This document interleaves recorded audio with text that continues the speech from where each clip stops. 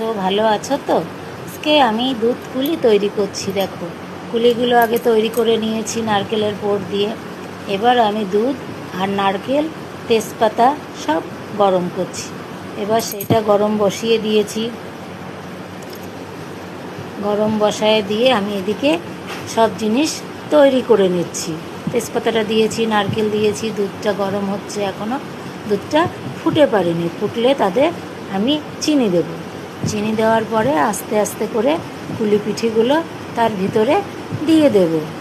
তারপরে সেইটা আস্তে আস্তে আস্তে আস্তে জাল দেব।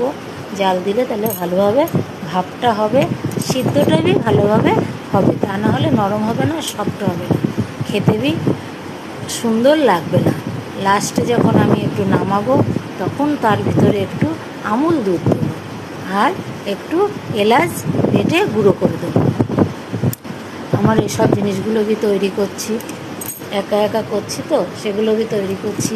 করার পরে আমি যখন এটা ফুটে যাবে আস্তে আস্তে করে, তারপরে আমি এইসব জিনিসগুলো দিয়ে তারপরে নামিয়ে নেব। এই কথাটা তোমাদের কাছে শেয়ার করলাম। Tata, bye bye.